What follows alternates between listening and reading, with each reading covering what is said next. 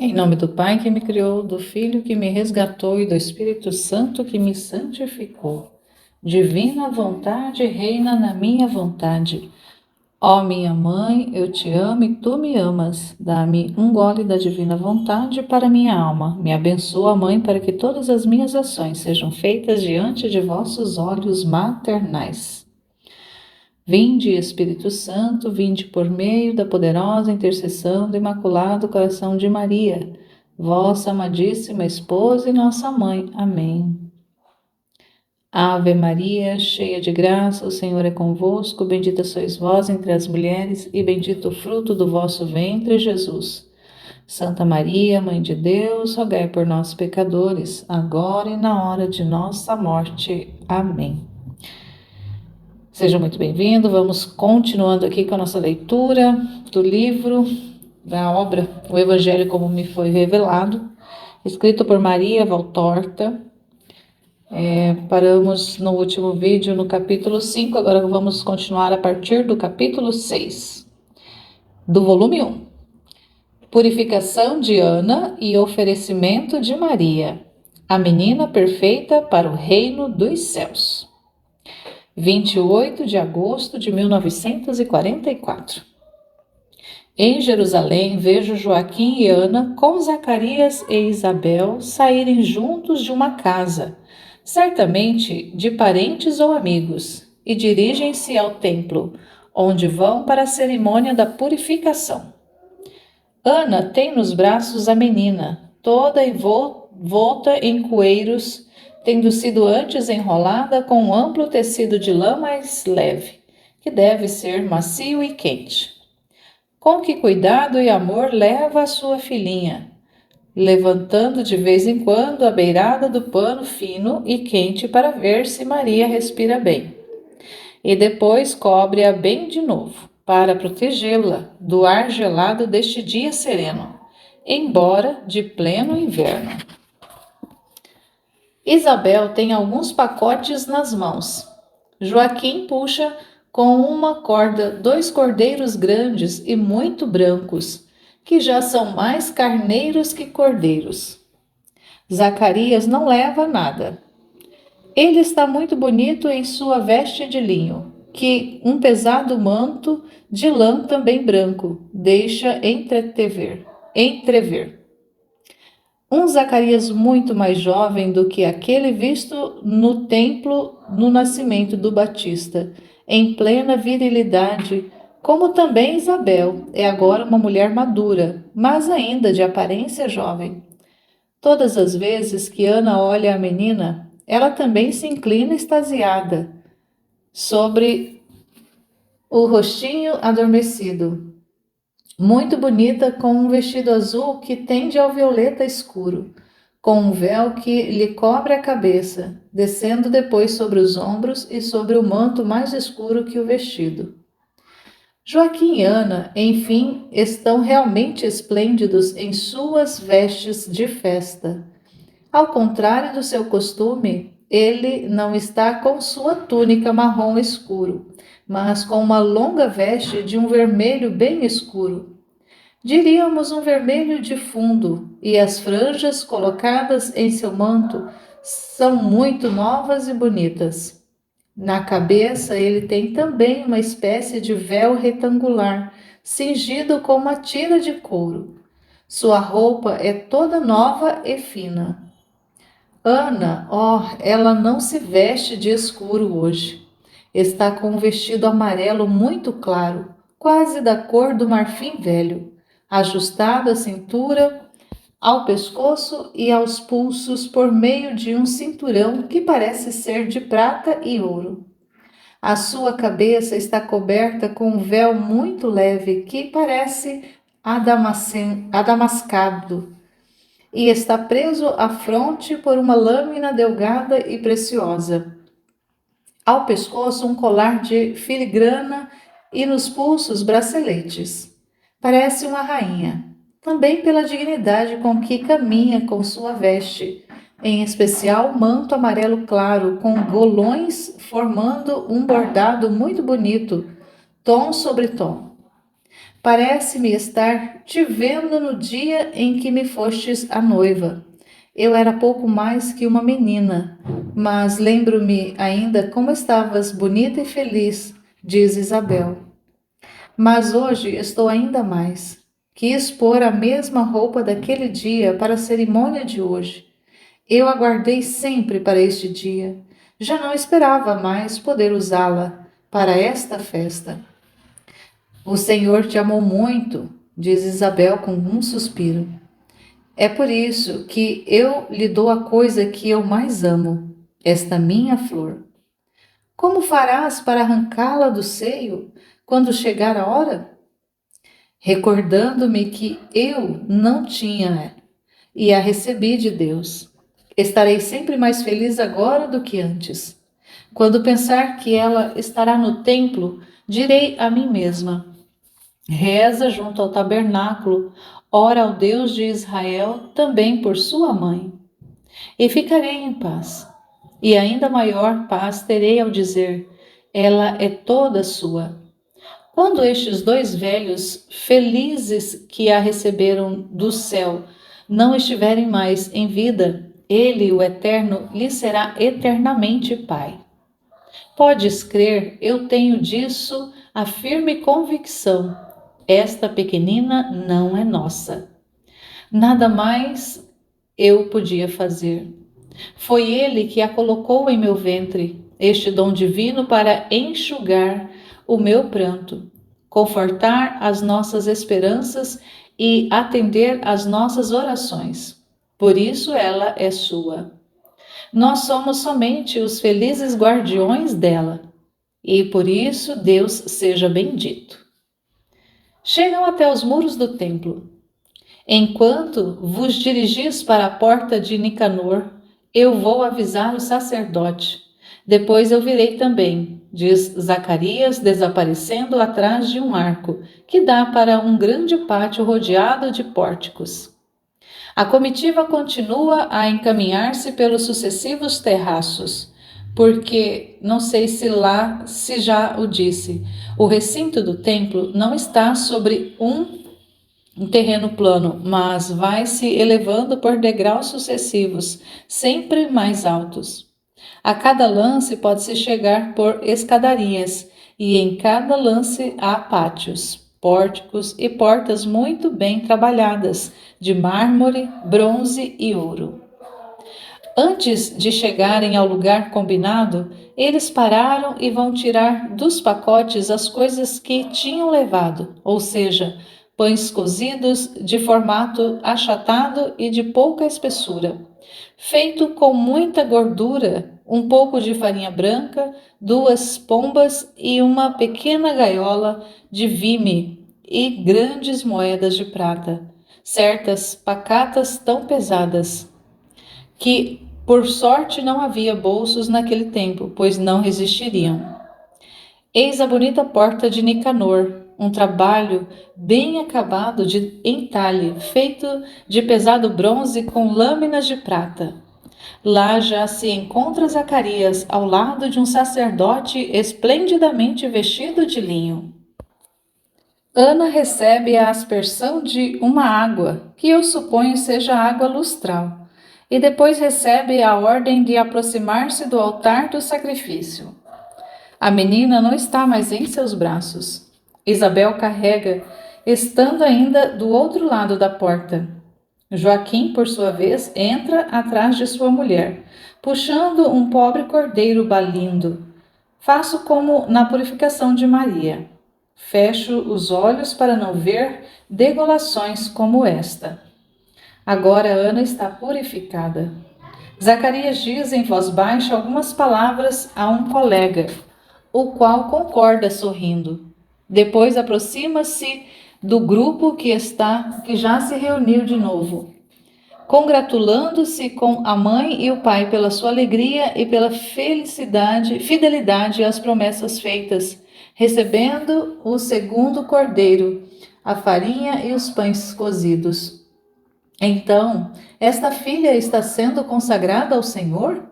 Que a sua bênção esteja com ela e convosco. Eis Ana que chega. ela será uma de suas mestras. É Ana de Fanuel, da tribo de Asser. Vem, mulher, esta pequenina é oferecida ao templo em hóstia de louvor, e tu serás sua mestra. Submissa a ti, ela crescerá na santidade.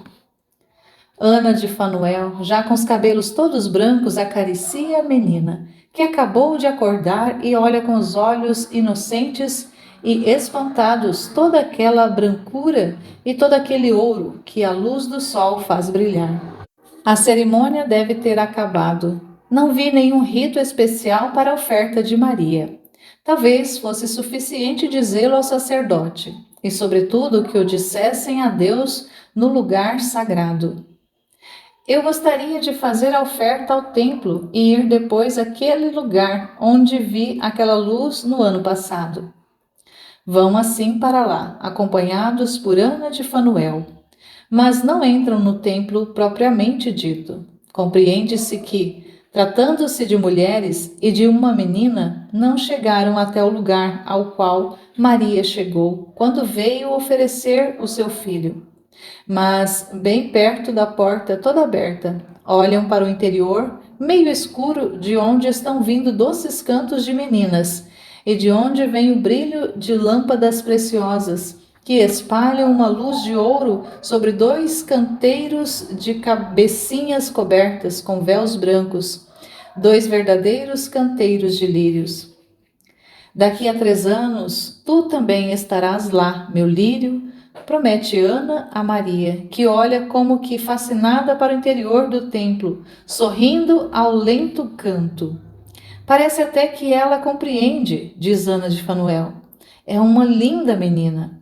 Será querida por mim, como se fizesse parte de minhas entranhas. Assim eu te prometo, ó mãe, se a idade me permitir. Sim que poderás, mulher, diz Zacarias. Tu a receberás entre as meninas consagradas. Eu também estarei lá. Quero estar lá naquele dia para dizer a ela que reze por nós desde o primeiro momento. E olha para a mulher, que compreende, suspirando. A cerimônia terminou e Ana de Fanuel se retira, enquanto os outros saem do templo, conversando entre si. Ouço a voz de Joaquim que diz: Eu teria dado até todos os meus cordeiros, não só os 2 melhores, em troca desta alegria, para dar louvor a Deus. Nada mais vejo. Então aqui se encerra essa cena da purificação de Ana. Como Maria era mulher, não havia necessidade de oferta no templo. Ela ofertou ali, mas de forma simbólica. Mas na tradição, os primogênitos todos eram oferecidos, né? Fazia a circuncisão e também eram ofertados no templo. Mas no caso de Maria, só era mesmo o rito da purificação dela por causa do parto. E aí Jesus vem dizer aqui, vem em seguida falando a respeito. Vamos ver o que ele nos diz, que ele quer nos ensinar, nos comunicar nesse trecho. Jesus diz: Salomão faz a sabedoria dizer: Quem é criança, venha a mim. Na verdade, é da fortaleza e dos muros de sua cidade que a eterna sabedoria dizia à eterna menina: Vem a mim. Ansiava por tê-la. Mais tarde, o filho desta puríssima menina dirá: Deixai vir a mim os pequeninos, porque deles é o reino dos céus. E quem não se tornar semelhante a eles não terá parte no meu reino. As vozes se perseguem, e enquanto a voz do céu grita à pequena Maria: Vem a mim. A voz do homem pensa em sua mãe ao dizê-lo: Vinde a mim, se souberdes ser pequeninos.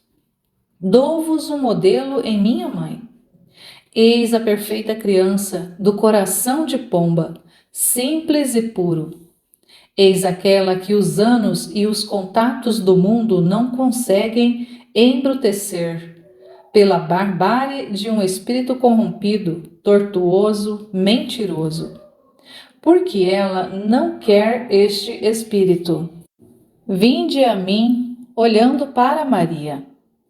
Tu que a estás vendo, diz-me, O seu olhar de criança é muito diferente do olhar com que a vistes aos pés da cruz, na alegria do Pentecostes, na hora em que suas pálpebras desceram sobre seus olhos de gazela para o seu último sono? Não. Aqui está o olhar incerto e espantado da criança. Mais tarde será o olhar espantado e verecundo da anunciada. Mais tarde ainda, o olhar feliz da mãe de Belém. Depois, o olhar de adoradora da minha primeira e sublime discípula. Depois ainda, o olhar dilacerado da atormentada no Gólgota. Depois, o olhar radiante da ressurreição e Pentecostes.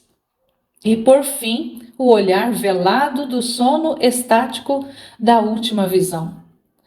Mas, seja que se abra às primeiras vistas, seja que se feche cansado sobre a última luz, depois de ter visto tanta alegria e tanto horror, o olho é sereno, puro, plácido, nesga de céu que brilha sempre de modo igual, sobre a fronte de Maria.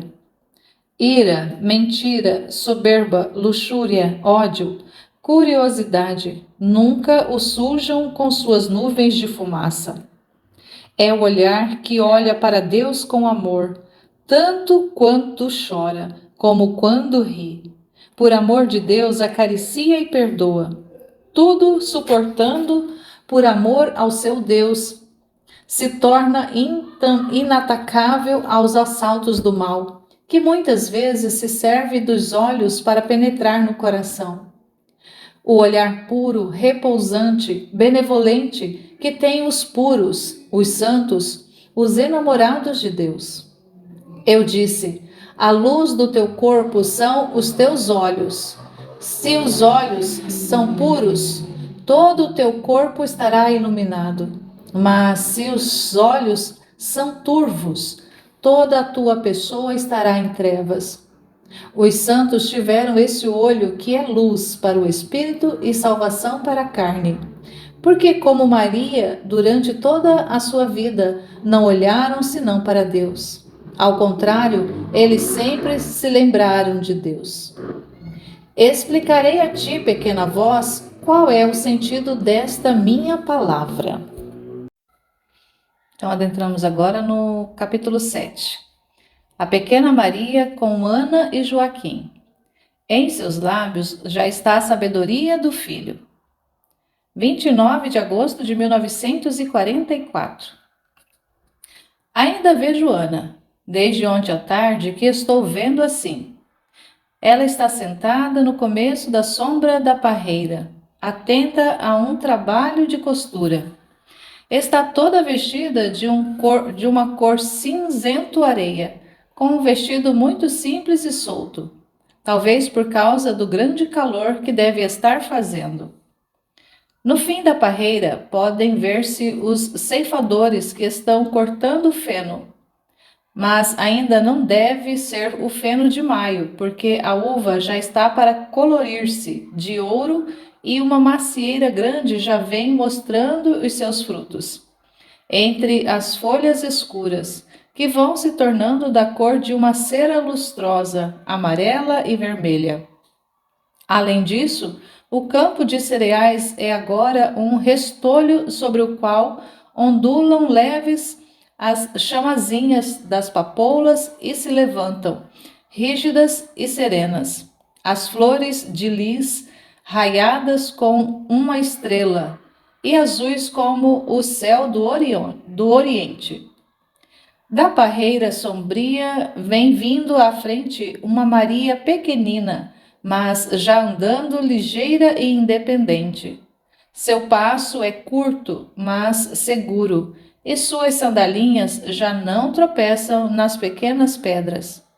Tem já um esboço de seu doce passo, levemente ondulante de pomba, e ela está parecendo mesmo uma pombinha em seu vestidinho de linho, que desce até os tornozelos. Um vestidinho bem cômodo, franzido no pescoço por um cordãozinho azul celeste, e com manguinhas curtas, que deixam ver os antebraços rosados e gorduchos, com os seus cabelinhos que parecem de seda e de um loiro mel, não muito encaracolados, mas formando ondas suaves, que terminam em um gracioso cacho, com seus olhinhos cor do céu, e o doce rostinho levemente rosado e sorridente.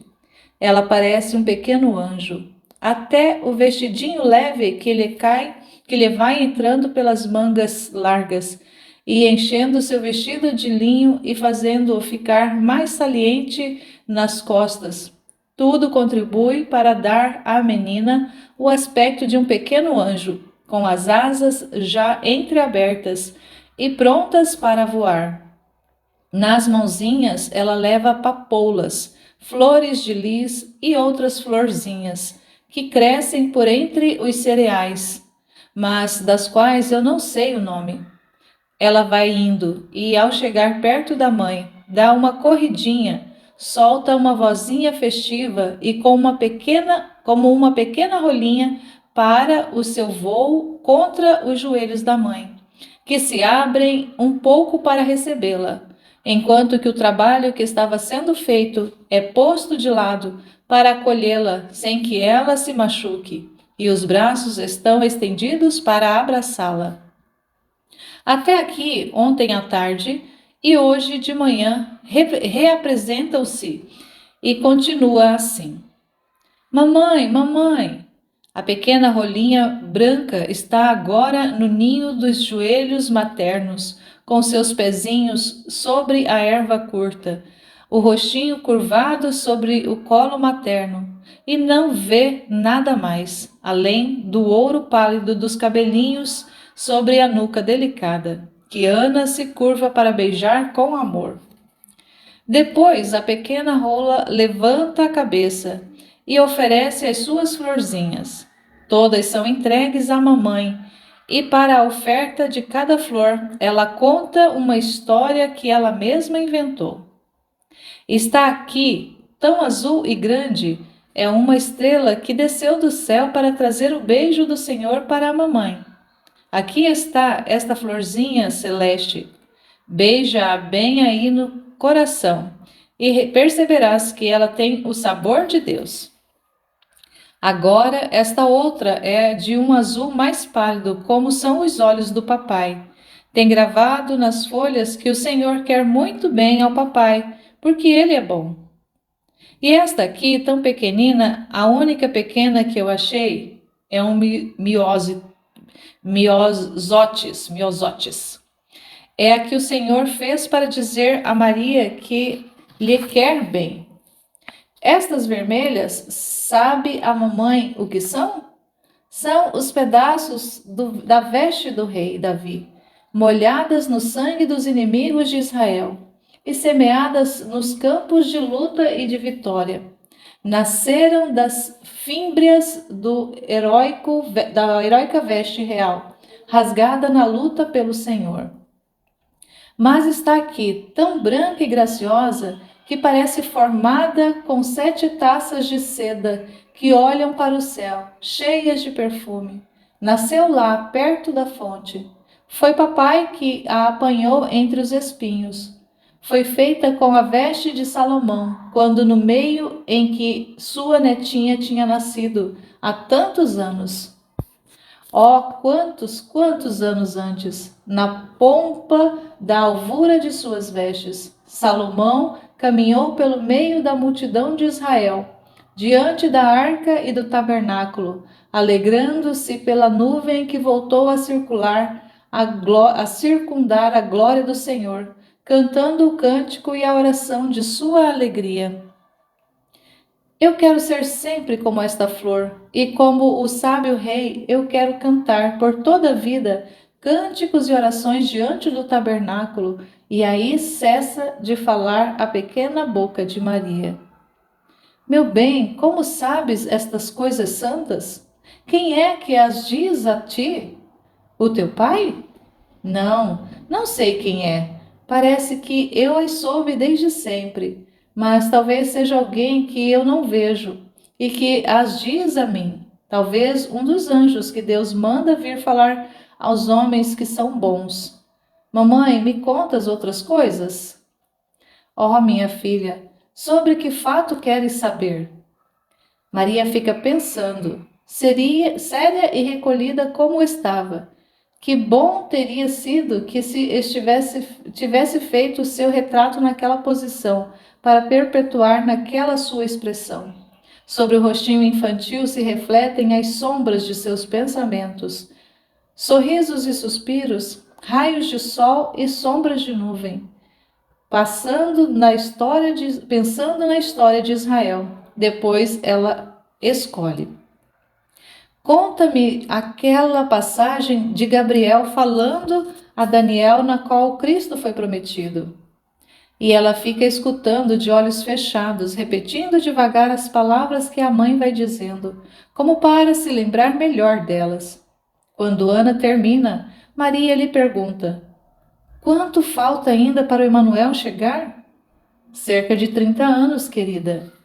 Mas quanto tempo ainda falta? Nesse tempo eu estarei no templo. Diz-me, se eu rezasse muito, muito, muito, dia e noite, noite e dia, e quisesse ser só de Deus durante toda a vida, só para este fim, o Eterno não me faria a graça de dar o Messias ao seu povo antes disso? Não sei, querida. O profeta diz 70 semanas. Creio que a profecia não erra. Mas o Senhor é tão bom. Ana se apressou em acrescentar estas palavras, ao ver que se merejavam de lágrimas os cílios de ouro de sua menina. Que eu creio que, se rezares muito, muito, muito, ele te atenderá. O sorriso volta ao rostinho que está levemente erguido para a mãe, e um riozinho de sol está passando por entre suas folhas da videira, fazendo brilhar as lágrimas do pranto, que já cessou, como se tivesse sido apenas gotinhas de orvalho pendentes de finos caules do musgo dos Alpes. Então eu rezarei e me farei virgem para isso. Mas sabes o que significa o que estás dizendo? Quer dizer não conhecer o amor de homem, mas só o de Deus. Quer dizer não ter outro pensamento senão do Senhor. Quer dizer permanecer menina na carne e anjo no coração. Quer dizer não ter olhos para outra coisa, mas só para olhar a Deus, ouvidos só para ouvi-lo, boca para louvá-lo, mãos para oferecer-lhe hóstias, pés velozes para segui-lo, coração e vida para doar a ele. Bendita és tu, mas então não terás filhos. Tu que gostas tanto das crianças, dos cordeirinhos e das pombinhas. Sabes de uma coisa? Um filho para uma mulher é como um cordeirinho branco e todo encaracolado. É uma pequena pomba com penas sedosas, boca cor de coral, que pode ser amado, beijado e ouvi-lo dizer: mamãe. Não importa, eu serei de Deus, no templo rezarei, e talvez um dia eu verei o Emanuel. A virgem que vai ser a mãe dela, como diz o grande profeta, já deve ter nascido e já deve estar no templo. Eu vou ser companheira dela e sua serva. Oh, sim, se por meio da luz de Deus eu a puder conhecer, eu quereria ser serva dela, daquela virgem bem-aventurada. E depois ela traria o filho a mim e me levaria a seu filho, e eu serviria a ela também. Pensa nisto, mamãe. Eu servindo o Messias. Mas está dominada por este pensamento que a sublima e a aniquila, mesmo no tempo. Mas suas mãozinhas cruzadas sobre o pequeno peito, com a cabecinha um pouco inclinada para frente, e tomada pela emoção, ela parece já uma reprodução infantil da Anunciação. Eu que vi. Ela retorna ao assunto. Mas será que o rei de Israel, ungido de Deus, me permitirá que eu o sirva? Disso não tenho dúvidas, não tenhas dúvidas, pois não diz o rei Salomão: 60 são as rainhas, 80 as outras mulheres, e as pequeninas serão sem número? Vê como no paraíso do rei serão sem número as meninas virgens que servirão ao seu Senhor. Ó, estás vendo agora como deve ser virgem? Como devo ser virgem? Eu devo. Se ele, por mãe, quer uma virgem, isso é sinal de que ele ama a virgindade sobre todas as coisas. Eu quero que me ame como sua serva pela minha virgindade, que me vai tornar um pouco semelhante à sua mãe querida. Isto eu quero. Queria também ser pecadora, muito pecadora, se eu não temesse ofender ao Senhor. Diz-me, mamãe, pode-se ser pecador por amor de Deus? Mas que é isso que estás dizendo, meu tesouro? Eu não te estou compreendendo. Eu quero dizer pecar para poder ser amada por Deus, que se torna nosso Salvador. Salva-se quem se perdeu, não é verdade? Eu quereria ser salva pelo Salvador para ter o seu olhar de amor. Por isso queria pecar, mas não fazer pecado que desgoste a Ele. Como é que Ele pode salvar-me se eu não me perco? Ana ficou atordoada, não sabe mais o que dizer. Mas o socorro vem de Joaquim, que acabou de chegar, caminhando sobre a grama. Por trás da sebe de arbustos baixos, ele tinha se aproximado sem fazer barulho. Ele te salvou antes, porque sabe que tu o amas e queres amar somente a ele. Por isso, tu já estás redimida e podes ser virgem como quiseres, diz Joaquim. É verdade, meu papai? Maria se abraça aos joelhos do pai e olha para ele como as claras estrelas, que são os seus olhos, semelhantes ao do pai, e tão felizes por esta esperança que ele lhe está dando. É verdade, pequeno amor. Olha, eu vinha te trazendo este passarinho que tinha acabado de dar o primeiro voo perto da fonte. Eu teria podido abandoná-lo, mas suas asas e suas perninhas, ainda fracas, não tinham forças para levantá-lo e sustentá-lo em um novo voo, nem para conservá-lo firme sobre as pedras cobertas de musgos escorregadio. Ele teria caído na água, mas eu não fiquei esperando que isso acontecesse. Peguei-o e o trouxe para ti. Com ele farás o que quiseres. O fato é que ele foi salvo antes de cair no perigo, pois foi isso mesmo que Deus fez contigo. Agora diz-me, Maria, achas que eu amei mais ao pássaro salvando-o antes dele cair no perigo? Ou eu o teria amado mais se o salvasse depois? Assim é que o amaste mais, pois não deixaste que ele se machucasse, ainda na água gelada. Deus te amou mais porque te salvou antes que tivesses pecado. Então eu também o amarei inteiramente, de todo o coração. Passarinho lindo, eu sou como tu. O Senhor nos amou de modo igual, dando-nos a salvação. Agora eu vou te criar e depois te deixarei ir embora. E tu cantarás no bosque e eu no templo os louvores de Deus. E nós diremos: envia, envia o teu prometido aos que o estão esperando. Ó meu papai, quando me levarás ao templo? Dentro em breve, minha pérola, mas não ficarás tristes por ter que deixar o teu pai? Muito, mas tu irás lá. E além disso, se não se ficasse um pouco triste, que sacrifício haveria? E tu, te lembrarás de nós? Sempre, depois da oração para que venha o Emanuel, rezarei por vós, que Deus vos dê alegria e uma longa vida, até o dia no qual ele será Salvador. Depois eu direi a ele que vos tome consigo e vos leve para Jerusalém celeste.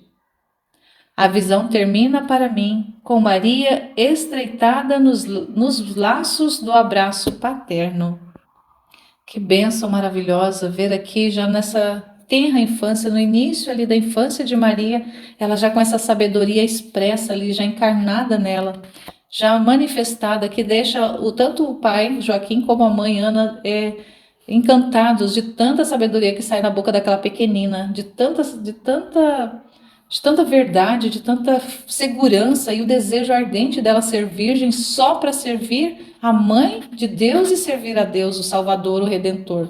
Mal sabia ela que ela seria a escolhida, mas ela queria ser a serva da escolhida, ser a serva do Salvador, ter esse privilégio. Nossa, Maria é extraordinária, ela nos surpreende a cada dia, cada mais que nós conhecemos, cada pouco que nós conhecemos dela, mas a gente fica assim apaixonado por essa mulher ali já desde pequenina, já desde criancinha, já tão cheia da graça, tão cheia da sabedoria de Deus, tão cheia do amor, tão cheia de Deus, tão plena de Deus. E logo em seguida Jesus vem trazendo a sua catequese, o seu ensino em relação a essa visão que Maria Valtorta teve desse diálogo ali com a pequena Maria, sua mãe, seu pai, com essa sabedoria que ela fica encantada e nós também ficamos encantados. Então vamos ver o que Jesus nos diz. Diz lá para Maria Valtorta e nos diz hoje. Jesus diz: já estou ouvindo os comentários dos doutores em suas ironias maliciosas, dizendo: como é que pode uma menina que não tem ainda nem 3 anos falar coisas assim? Isso é um exagero. E não refletem que me tornam monstruoso, alterando a minha infância, atribuindo-me atos de adulto. A inteligência não se manifesta em todos do mesmo modo e na mesma idade. A Igreja marcou a idade de 6 anos como a idade em que começa a responsabilidade das ações, porque essa é a idade na qual até um retardado é capaz de distinguir o bem do mal, pelo menos de modo rudimentar. Mas há crianças que muito antes são capazes de discernir, entender e querer, usando de uma razão já suficientemente desenvolvida. A pequena Imelde Lambartini, Rosa de Viterbo, Nilie Organ, Nenolina, vos sirvam de base, ó doutores difíceis, para crerdes que minha mãe podia pensar e falar assim. Não citei mais do que 4 nomes por acaso, no meio de milhares de santas crianças que povoam o meu paraíso, depois de terem raciocinado como adultos sobre a terra, umas com mais, outras com menos idade. Qual é a razão? Um dom de Deus. Portanto, Deus o pode dar na medida que quiser, a quem quiser e quando quiser. A razão é uma das coisas que mais vos tornam semelhantes a Deus, espírito inteligente e raciocinante. A razão e a inteligência foram graças dadas por Deus ao homem no paraíso terrestre. Quando elas eram vivas, junto com a graça ainda intacta, esperando no espírito de nossos 2 primeiros pais. No livro de Jesus Bar Siraque está escrito: toda sabedoria vem do Senhor Deus, e serve e sempre esteve com ele, mesmo antes dos séculos. Quanta sabedoria teriam então os homens se tivessem permanecidos filhos de Deus? As lacunas em vossas inteligências são o fruto natural do vosso decaimento da graça e da honestidade. Perdendo a graça, vós vos afastastes por séculos da sabedoria, como os meteoros que se escondem atrás de uma nebulosidade de muitos quilômetros. A sabedoria não chegou mais até vós com os seus nítidos fulgores, mas somente através de um nevoeiro, que as vossas prevaricações foram tornando cada vez mais graves. Depois veio o Cristo e vos deu a graça, dom supremo do amor de Deus. Mas vós sabeis guardar esta gema tão límpida e pura? Não. Quando não a destruís com a vossa vontade individual de pecado, a sujais com contínuas culpas menores, as vossas fraquezas, as vossas simpatias para com o vício, E também aquelas simpatias que não chegam ainda a ser verdadeiros casamentos com o vício septiforme, mas são um enfraquecimento da luz da graça e de sua atividade. Depois tiveste séculos e séculos de corrupções para enfraquecer ainda mais a magnífica luz da inteligência que Deus havia dado aos primeiros, corrupções que se repercutem como nocivas sobre o físico e sobre a mente. Maria, porém, não era somente a pura, a nova Eva, criada de novo para a alegria de Deus. Era a super Eva, a obra-prima do Altíssimo, a cheia de graça, a mãe do Verbo na mente de Deus. O Verbo é a fonte da sabedoria, diz Jesus Bar Siraque. O Filho, então, não terá posto a sua sabedoria sobre os lábios da própria mãe? Se a um profeta foi-lhe purificada a boca com carvões ardentes, porque devia dizer aos homens as palavras que o Verbo, a sabedoria, lhe confiava? Não terá o amor à sua esposa ainda menina, mas que um dia iria trazer em si a palavra, a linguagem limpa e exaltada? Não terá este amor feito com ela, com que ela não falasse mais como menina, nem mais tarde como mãe, como mulher, mas somente sempre como uma criatura celeste, unida à grande luz e sabedoria de Deus? O milagre não está em uma inteligência superior, demonstrada por Maria em sua idade infantil, como depois aconteceu comigo. Mas o milagre está em poder conter em si a inteligência infinita que nela habitava, dentro dos diques preparados para não assombrar as multidões e não despertar a atenção satânica. Ainda voltarei a falar sobre este assunto, que reaparece sempre naquele lembrar-se de Deus que é próprio dos santos. Aqui, já como informação, Jesus fala duas vezes nesse ensino aqui sobre Jesus Ben Siraque, Bar Siraque. Esse Jesus Bar Siraque, Ben Siraque, né? Ele foi quem escreveu o livro do Eclesiástico, por volta do ano 200 a 190 a.C. Então, ele é autor do livro do Eclesiástico. Então, aqui algumas citações que Jesus faz está se referindo ao livro para nós, na nossa tradução do livro do Eclesiástico. E olha que maravilha o que o Senhor vem falando, assim, bem, na verdade ele vem certeiro aqui, diretamente com flechas ao nosso coração, falando das mentes fechadas, que quer assim, considerar a inteligência, medir a inteligência dos outros pela própria inteligência, pela própria medida, com a sua própria régua. E o quanto, né, que a inteligência do ser humano foi esfumaçada, foi enegrecida por causa do pecado original. Mas como Maria, ela ali era pura, sem mancha nenhuma, ela tinha essa graça de receber ali, mesmo porque ela iria receber em si, no seu ventre, a sabedoria encarnada. A própria sabedoria encarnaria no seio dela, no ventre dela. E ela já recebeu ali desde, né, do início ali já essa luz grandiosa de inteligência, uma inteligência apuradíssima, uma inteligência muito forte, que deixava o pai e a mãe dela de boca aberta mesmo. Jesus vem falando que é por causa, né, dessa pureza dela, né? Então o próprio Salvador, a própria sabedoria, que era, né, o Verbo encarnado, iria estar dentro dela. Como ela não receberia, né, essas luzes, esse entendimento já desde pequenina? E aí uma coisa importante que Jesus ainda fala aqui, que ela só não, né, ela, inclusive nas escrituras que nós conhecemos, na Bíblia, Maria praticamente quase não aparece. E quando aparece, ela aparece muito silenciosa.